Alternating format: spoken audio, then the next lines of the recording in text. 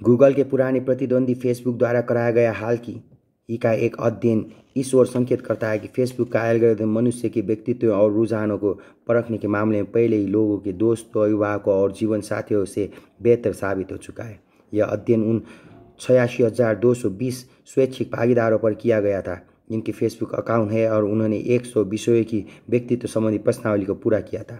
Facebook के algorithm ने इन स्वैच्छिक भागीदारों के जवाब का पूर्वानुमान उनकी फेसबुक पसंदों के निरीक्षण के आधार पर किया था। इस आधार पर कि उन्होंने लाइक बटन के साथ कौन से वेब पेज, तस्वीर और क्लिप्स तय किए थे। जितने ही ज़्यादा लाइक्स उतने ही सटीक पूर्वानुमान। इस एल्गोरिदम के पूर्वानुमानों की तुलना इन लोगों के सहकर्मियों, दोस्तों, परिवार के सदस्यों और जीवन संगियों के पूर्वानुमानों के साथ की गई। यह बात विस्मय जगाने वाली थी कि इस एल्गोरिदम को सहकर्मियों के पूर्वानुमानों को मात देने के लिए सिर्फ 10 लाइक्स की ज़रूरत पड़ी। इसके लिए दोस्तों को मात देने के लिए 70 लाइक्स की, परिवार के सदस्य को मात देने के लिए 150 लाइक्स की और जीवन साथी को मात देने के लिए 300 लाइक्स की ज़रूरत पड़ी। दूसरे शब्दों में, अगर आपने अपने फेसबुक अकाउंट पर 300 लाइक्स क्लिक किए हैं तो फेसबुक एल्गोरिदम आपको धारणा और आकांक्षाओं के बारे में आपके पति या पत्नी से बेहतर पूर्वानुमान कर सकता है। वाकई कुछ क्षेत्र में फेसबुक एल्गोरिदम ने स्वयं व्यक्तियों से बेहतर काम किया था। भागीदार करने वाले से मादक द्रव्य से इस्तेमाल का स्तर या उनमें सामाजिक संपर्क के आकार का मूल्यांकन करने को कहा गया था। उनके मूल्यांकन एल्गोरिदम के मूल्यांकनों के मुकाबले कम सटीक थे। यह अध्ययन निष्कर्ष के तौर पर यह पूर्वानुमान प्रस्तुत करता है। लोगों को अपनी जिंदगी के महत्वपूर्ण फैसले लेते वक्त, जैसे किसी गतिविधियों, आजीविका की राह या रोमांटिक साथियों तक का चुनाव करते वक्त, अपने स्वयं के मनोवैज्ञानिक मूल्यांकनों को त्याग देना चाहिए और इन मामलों में कंप्यूटर पर भरोसा करना चाहिए। मुमकिन है कि इस तरह के आंकड़े प्रेरित फैसले लोगों के जीवन में सुधार लाएं। इसकी एक और अशुभ व्याख्या यह भी हो सकती है कि इसी अध्ययन में यह बात भी निहित है कि भविष्य में संयुक्त राज्य अमेरिका के राष्ट्रपति के चुनावों में फेसबुक को न केवल करोड़ों अमेरिकियों ने राजनीतिक मतों की जानकारी होगी, बल्कि इस बात की जानकारी भी होगी कि इनमें से कौन से ऐसे निर्णायक मतदाता होंगे जिन्होंने इस बात का फैसला नहीं किया होगा कि वे किसको वोट देंगे और किस तरह ऐसे मतदाताओं के मतों को प्रभावित किया जा सकता है। फेसबुक बता सकेगी कि ओक्लाहोमा में रिपब्लिकनों और डेमोक्रेटों के बीच खास तौर में कांटे की टक्कर है। यह 32,417 ऐसे मतदाताओं की पहचान कर सकी जिन्होंने अभी भी इस बारे में अपना मन नहीं बनाया है कि वे किसको वोट देंगे, और वह यह भी निर्धारित कर सकेगी कि स्थिति में बदलाव लाने के लिए किस प्रत्याशी को क्या कहने की ज़रूरत होगी। फेसबुक यह बेशकीमती राजनीतिक जानकारी कैसे हासिल करती है, ये हम हैं जो उसको यह जानकारी मुफ्त में देते हैं। यूरोपीय साम्राज्यवाद के उत्कर्ष के युग में विजेता और व्यापारी रंगीन मन के बदले में पूरे के पूरे द्वीप और मुल्क खरीद लिया करते हैं। 21वीं सदी में हमारी निजी जानकारी संभवतः ज़्यादातर मनुष्य द्वारा उपलब्ध कराया जा सकने वाला सबसे अधिक महत्वपूर्ण संसाधन है और इसे हम ईमेल सेवा और मज़ेदार कैट वीडियो के बदले प्रौद्योगिकी की महाशक्तियों को प्रदान कर रहे हैं।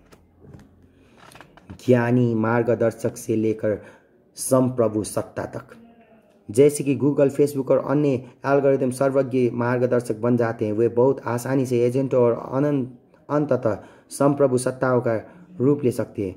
इस प्रक्षेप पथ को समझने के लिए वेज के प्रकरण पर विचार करें जो जीपीएस पर आधारित परिवहन संबंधी एक ऐसा एप्लीकेशन है जिसका इस्तेमाल आजकल ज़्यादातर ड्राइवर करते हैं। वेज महज एक नक्शा नहीं है, इसका इस्तेमाल करने वाले लाखों लोग इसको ट्रैफिक जाम, कार दुर्घटनाओं और पुलिस कारों के बारे में निरंतर ताज़ा तरीन जानकारी से लैस करते रहते हैं।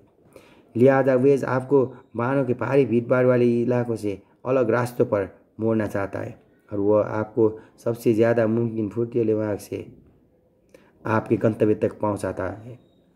जब आप किसी चौराहे पर पहुंचते हैं और आपकी सहज बुद्धि आपके दाएं मुड़ने की कहती है, लेकिन वेज आपको बाएं मुड़ने का निर्देश देता है, तो इसे इस्तेमाल करने वाले आगे पीछे सीख जाते हैं कि उनको अपनी सहज बुद्धि की बजाय वेज की बात पर ध्यान देना चाहिए। पहली नज़र में ऐसा लगता है कि वेज एल्गोरिदम महज एक ज्ञानी मार्गदर्शक की भूमिका निभाता है। आप एक सवाल पूछते हैं और यह ज्ञानी मार्गदर्शक जवाब दे देता है, लेकिन यह आप पर है कि आप क्या फैसला करते हैं। लेकिन अगर वह ज्ञानी मार्गदर्शक आपका भरोसा जीत लेता है तो अगला तार्किक कदम इसको एक ऑब्जेक्ट में बदल देता है। आप इस एल्गोरिदम को एक अंतिम लक्ष्य सौंपते हैं और वह बिना आपकी निगरानी के उस लक्ष्य को पूरा करता है। वेज के प्रकरण में ऐसा उस वक्त हो सकता है जब आप वेज को एक स्वचालित कार से जोड़ दें और वेज से कहें सबसे तेज़ रास्ते से घर ले चलो, या सबसे ज़्यादा सुरम्य मार्ग से चलो, या ऐसे रास्ते से चलो जिससे कम से कम प्रदूषण का सामना करना पड़े। या अपना प्रभुत्व जानते हैं, लेकिन आपके आदेश की किस तरह क्रियान्वित किया जाए यह चीज़ आप वेज पर छोड़ देते हैं। अंत में वेज संप्रभु सत्ता बन सकता है। उसके हाथों में अपनी अधिक शक्ति होने के नाते और आपसे कहीं ज़्यादा जानकार होने के नाते यह आपको और दूसरे ड्राइवरों को अपनी उंगलियों पर नचाना शुरू कर सकता है, आपकी आकांक्षाओं को आकार देने लग सकता है और आपके लिए आपके फैसले लेने लग सकता है। उदाहरण के लिए मान लीजिए कि वेज इतना अच्छा है कि हर कोई उसका इस्तेमाल करने लगता है, और मान लीजिए कि मार्ग क्रमांक 1 पर ट्रैफिक जाम लगता है जबकि वैकल्पिक मार्ग 2 अपेक्षाकृत खुला है। अगर वेज पर किसी को यह जानकारी उपलब्ध करा देता है तो सारे ड्राइवर मार्ग 2 की ओर भागेंगे और इस तरह वह मार्ग भी अवरुद्ध हो जाएगा। जब हर कोई एक ही ज्ञानी मार्गदर्शक का इस्तेमाल करने लगता है और हर कोई उसी ज्ञानी मार्गदर्शक पर भरोसा करने लगता है तो वह ज्ञानी मार्गदर्शक एक संप्रभु में बदल जाता है। इसलिए वेज हमारे लिए सोचने का काम कर सकता है। हो सकता है कि वह सिर्फ आधे ड्राइवर को ही सूचित करे कि मार्ग 2 खुला है, जबकि बाकी आधे लोगों से इस जानकारी को छिपा कर रखें। इस तरह मार्ग 2 को अवरुद्ध किए बगैर मार्ग 1 पर दबाव कम हो जाएगा। माइक्रोसॉफ्ट कोर्टाना नामक एक इससे भी ज़्यादा परिष्कृत प्रणाली विकसित कर रहा है, जिसका नामकरण इसकी एक लोकप्रिय वीडियो गेम सीरीज हालो के एक आर्टिफिशियल इंटेलिजेंस चरित्र के नाम पर किया गया है। कोर्टाना एक आर्टिफिशियल इंटेलिजेंस निजी सहायक है जिसको माइक्रोसॉफ्ट विंडोज़ के भविष्य के प्रारूप में एक अंदरूनी विशेषता के रूप में शामिल करने की उम्मीद रखता है। विंडोज़ का उपयोग करने वालों को प्रोत्साहित किया जाएगा कि वे कोर्टाना को अपनी सारी प्रोफाइल, ईमेल और एप्लीकेशनों तक पहुंच बनाने की गुंजाइश दे ताकि वह उनको पहचान सके और एप्लीकेशनों तक पहुंच बनाने की गुंजाइश दे ताकि वह उसको पहचान सके और इस तरह बहुत सारे मामलों में परामर्श दे सके। साथ ही इस्तेमाल करने वालों के हितों का प्रतिनिधित्व करने वाला एक आभासी एजेंट बन सके। कोर्टाना आपको आपकी पत्नी के जन्मदिन पर उसके लिए कुछ खरीदने की याद दिला सकता है, उपहार चुन सकता है, रेस्तरां में आपके लिए मेज़ आरक्षित कर सकता है और आपके डिनर के 1 घंटा पहले अपनी दवा लेने की याद दिला सकता है। यह आपको सावधान कर सकता है कि अगर आपने पढ़ना बंद नहीं किया तो आपको अपने कारोबार संबंधी महत्वपूर्ण बैठक में पहुंचने में देर हो सकती है। जैसे ही आप उस बैठक में पहुंचने वाले होंगे, कोर्टाना आपको चेतावनी देगा कि आपका रक्तचाप बहुत बढ़ा हुआ है और आपका डोपामाइन स्तर बहुत नीचे है, और अतीत की जानकारियों के आधार पर वो बता सकता है कि इस तरह की परिस्थितियों में आपको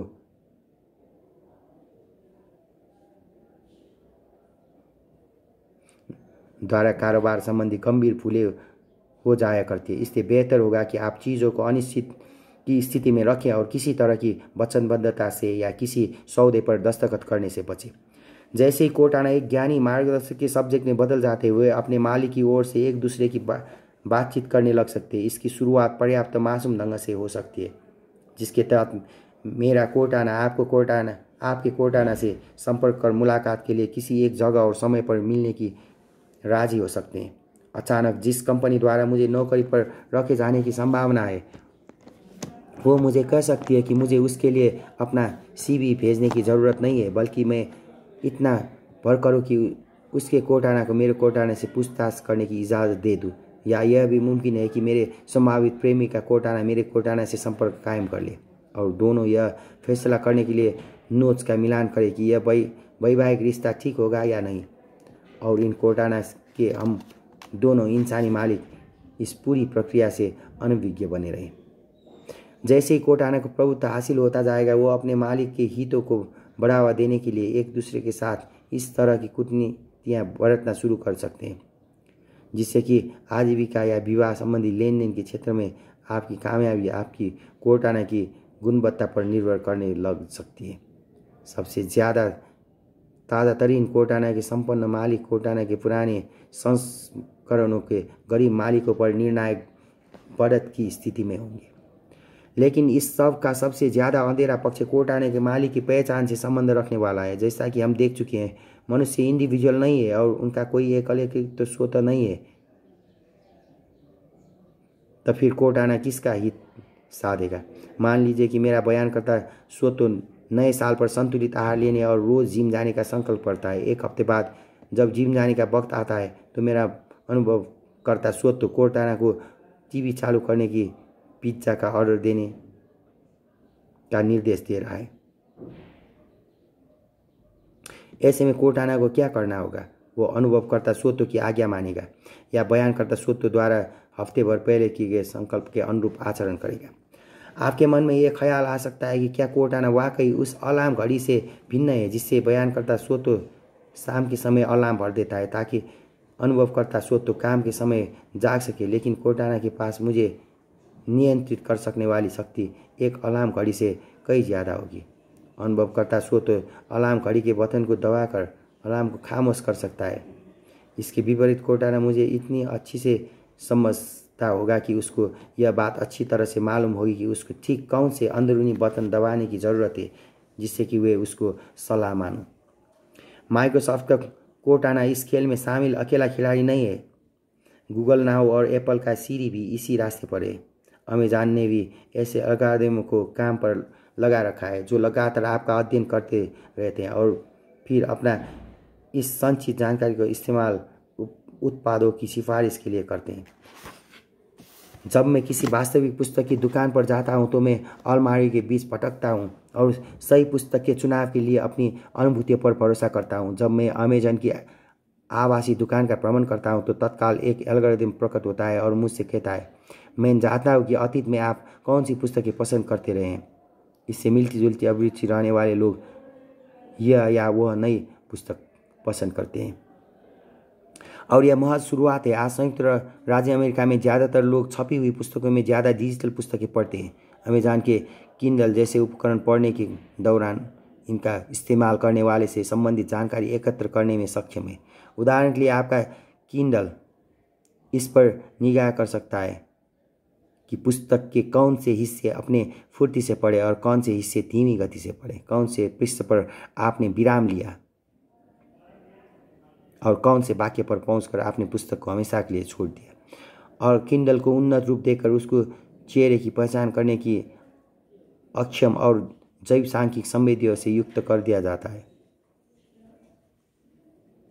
तो वह यह जान सकेगा कि आपके द्वारा पढ़े गए प्रत्येक वाक्य ने आपके दिल की धड़कन और रक्तचाप पर किसी तरह का असर डाला। मुझे जानकारी होगी कि किस बात ने आपको हंसाया, किसने आपको उदास कर दिया और किस बात ने आपकी गुस्से से भर दिया। जल्दी ही ऐसा वक्त आएगा जब आप पुस्तक पढ़ रहे होंगे तो पुस्तक आपको पढ़ रही होगी और जहां आपने जो कुछ पढ़ा होता है उसको जल्दी से भूल जाते हैं, वहीं अमेज़न कुछ भी नहीं भूलेगा। इस तरह की जानकारियाँ विस्मयकारी स्पष्टता के साथ आपके लिए पुस्तकों का चुनाव करने में अमेज़न को सक्षम बना देगी। यह अमेज़न में भी सक्षम बना देगी कि आप कौन है और किस तरह आपकी रुचियों को जगाया या सुलाया जाए। अंततः हम उस मुकाम पर पहुंच सकते हैं जब इस सर्वज्ञ नेटवर्क के पल भर के लिए भी संपर्क तोड़ना असंभव हो जाएगा। संपर्क के टूटने का अर्थ होगा मौत। अगर चिकित्सा विज्ञान की उम्मीदें पूरी हो जाती है तो भविष्य के मानव अपनी कायाओं में ऐसी ढेरों जैव सांख्यिकीय उपकरण, कृत्रिम अंग और नैनो रोबोट धारण करने लगेंगे जो हमारी तंदुरुस्ती पर निगाह रखेंगे और हमें संक्रमणों, बीमारियों और क्षति से बचाएंगे। लेकिन इन उपकरणों को पूरे वक्त ऑनलाइन रहना होगा ताकि वे चिकित्सा विज्ञान की नवीनतम खोजों से ताज़ा तरीन भी बने रहे और साइबर स्पेस की नई महामारी से उसका बचाव भी किया जाता रह सके। जिस तरह मेरा घरेलू कंप्यूटर निरंतर वायरसों, वामों और ट्रोजन हाँसों के हमले झेलता रहता है, उसी तरह के हमले शिकार मेरे पेसमेकर, श्रवण यंत्र और नैनोटेक प्रतिरक्षा तंत्र भी होगा। अगर मैं अपने शरीर के एंटीवायरस प्रोग्राम का नियमित रूप से नवीकरण नहीं करूंगा तो एक सुबह जागने पर मैं पाऊंगा कि मेरी रंगों में दौड़ रहे लाखों नैनो रोबोट अब किसी तरह कोरियाई हैकर द्वारा नियंत्रित किया जा रहा है। 21वीं सदी है कि प्रौद्योगिकी क्या इस तरह मानववादी क्रांति को उलटकर मनुष्य को उनकी प्रभुत्ता से वंचित कर सकती है और उसके स्थान पर सारा प्रभुत्व अमानवीय एल्गोरिदम को सौंप सकती है। अगर आप इस संभावित दिशा से भयभीत हैं तो उसके लिए कंप्यूटर में संलग्न लोगों की दोषी मत ठहराएं। इसके लिए मुख्यतः जीव विज्ञानी जिम्मेदार है। इस बात को समझना बहुत अनिवार्य है कि इस समूची विचारधारा को कंप्यूटर विज्ञान की बजाय जीव वैज्ञानिक अंतर्दृष्टियों से प्रोत्साहन मिला है। ये जैविक विज्ञान है जिन्होंने यह नतीजा निकाला है कि प्राणी एल्गोरिदम होते हैं। अगर स्थिति यह नहीं है, अगर प्राणी एल्गोरिदम के मुकाबले स्वाभाविक तौर पर मित्र ढंग से आचरण करते हैं तो कंप्यूटर दूसरे क्षेत्रों में चमत्कार पैदा कर सकता है, लेकिन तब वे हमें समझने और हमारे जीवन को चमत्कार पैदा कर सकते हैं, लेकिन तब वे हमें समझने और हमारे जीवन को नियंत्रित करने में सक्षम नहीं होंगे और वे निश्चय ही हमारे साथ एकाकार होने में सक्षम होंगे। लेकिन मैं जैसे ही जीव विज्ञानों ने यह निष्कर्ष निकाल दिया कि प्राणी एल्गोरिदम है, वैसे ही उन्होंने जैविक और अजैविक के बीच भी दीवार को तोड़ दिया। कंप्यूटर क्रांति को एक विशुद्ध यांत्रिक मसले के एक जैविक उथल पुथल के बदल दिया और प्रभुत्व को अविभाज्य मनुष्य के हाथ से हटकर व्यापक स्तर पर परस्पर जुड़े एल्गोरिदम के हाथों में सौंप दिया। कुछ लोग निश्चय इस घटना से भयभीत थे, लेकिन तथ्य यह है कि लाखों लोग इसे खुशी खुशी अपनाते। आज पहले ही हम में से बहुत से लोग अपनी ज़िंदगी को ऑनलाइन संचालित करते हुए, अपनी प्रत्येक गतिविधियों को दर्ज करते हुए और कुछ मिनटों के लिए भी नेट के कनेक्शन के बाधा पड़ने पर उन्माद से भर उठते हुए अपनी गोपनीयता और अविभाज्यता को त्याग चुके हैं। प्रभुत्व के इंसानों के हाथों से निकलकर एल्गोरिदम के हाथों में चले जाने यह सिलसिला हमारे चारों तरफ जारी है और यह किसी प्रभावशाली सरकारों फैसले के नतीजे में नहीं बल्कि नितांत तुच्छ किस्म के व्यक्तिगत चुनावों की वजह से हो रहा है। अगर हम सावधानी नहीं बरते तो इसका परिणाम उस आर्वेलियाली पुलिस के रूप में सामने आ सकता है जो न सिर्फ हमारी गतिविधियों की बल्कि हमारी काया और मस्तिष्क की अंदरूनी गतिविधियों को भी निरंतर निगरानी करता है। जरा कल्पना कीजिए कि स्टालिन ने सर्वव्यापी जैव सांख्यिकी संवेदियों का क्या उपयोग पाया होता और पुतिन उनका क्या उपयोग आज भी कर सकते। लेकिन जहाँ मनुष्य की अविभाज्यता का बचाव करने वाले लोग 20वीं सदी के दुस्वप्नों के दोहराए जाने को लेकर भयभीत थे और चिर परिचित आर्वेलियाई शत्रुओं को प्रतिरोध देने के लिए कमर कसे, वही मनुष्य की अविभाज्यता विपरीत दिशा से उभरते उससे भी बड़े खतरे का सामना कर रही है। 21वीं सदी में ज़्यादा संभावना इस बात की है कि इंडिविजुअल किसी बाहरी शक्ति के हाथों क्रूरतापूर्वक कुचले जाने की बजाय धीरे धीरे अंदर से विघटित होता जाएगा। आज ज़्यादातर कॉरपोरेशन और सरकारें मेरी अविभाज्यता का सम्मान करती है और चिकित्सा, शिक्षा और मेरी अनूठी ज़रूरतों का आकांक्षा के अनुरूप मनोरंजन उपलब्ध करने का वादा करता है। लेकिन ऐसा करने के लिए कॉरपोरेशन और सरकारों के लिए यह जरूरी है कि वे पहले मुझे जैव रासायनिक उपतंत्रों में विघटन करें, सर्वव्यापक संवेदियों के माध्यम से इन उपतंत्रों पर निगरानी रखें और शक्तिशाली एल्गोरिदम की मदद से उनकी कार्यप्रणाली को समझें। इस प्रक्रिया में इंडिविजुअल महज एक मजहबी फैंटेसी बनकर रह जाएगा। वास्तविकता जैव रासायनिक और इलेक्ट्रॉनिक एल्गोरिदमों का ऐसा जाल बनाकर रह जाएगी जिसकी न तो कोई स्पष्ट सीमाएं होगी और न कोई अविभाज्य केंद्र होंगे।